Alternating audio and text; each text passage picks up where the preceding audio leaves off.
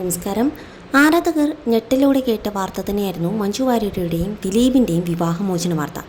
On സ്ക്രീനിൽ എന്ന പോലെ ഓഫ് സ്ക്രീനിലും പെർഫെക്റ്റ് കോംബോ ആയിട്ടായിരുന്നു ആരാധകർ ഈ ദമ്പതികളെ കണക്കാക്കിയിരുന്നത്. പ്രണയിച്ച് വിവാഹിതരായ മഞ്ജുവും ദിലീപും വേർപിരിയുന്നു എന്ന വാർത്ത ആരാധകർ വളരെ ദുഃഖത്തോടെയായിരുന്നു ഉൾക്കൊണ്ടത്.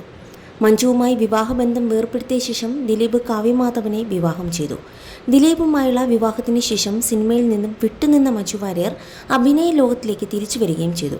രണ്ടാം വരവിൽ മഞ്ജുവിന് മികച്ച സ്വീകാര്യതയാണ് ലഭിച്ചത്. മലയാളത്തിൽ മാത്രമല്ല തമിഴിലും തിരക്കുള്ള നായികയാണ് മഞ്ജു.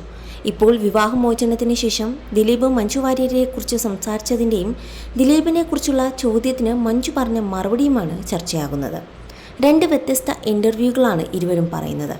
ദിലീപ് നൽകിയ അഭിമുഖത്തിൽ മഞ്ജുവിനൊപ്പം അഭിനയിക്കാൻ ഇനിയൊരു അവസരം വന്നാൽ അഭിനയിക്കുമോ എന്ന ചോദ്യത്തിന് ആ കഥാപാത്രത്തിന് ഏറ്റവും ആപ്റ്റായ നായിക മഞ്ജു അല്ലാതെ മറ്റൊരു നടിയില്ല എന്ന് വരികയാണെങ്കിൽ അഭിനയിക്കുന്നതിൽ എന്താണ് പ്രശ്നം? ഞാനും മഞ്ജുവും തമ്മിൽ അതിനുള്ള ശത്രുത ഒന്നുമില്ലല്ലോ.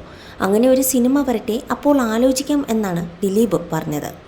ദിലീപിനെക്കുറിച്ചുള്ള ഒരു ചോദ്യത്തിന് മഞ്ജു വാര്യർ പറഞ്ഞ മറുപടി ആ ഒരു വീഡിയോയും വൈറലായി മാറുന്നുണ്ട്. കഴിഞ്ഞ ഒരു അഭിമുഖത്തിൽ ദിലീപേട്ടൻ പറഞ്ഞു ചേച്ചിയുടെ കൂടെ അഭിനയിക്കാൻ എന്ന് ചോദിച്ചു തുടങ്ങുമ്പോഴേക്കും വേണ്ട, സാരമില്ല, അതേക്കുറിച്ച് സംസാരിക്കേണ്ട എന്നാണ് മഞ്ജു പറയുന്നത്.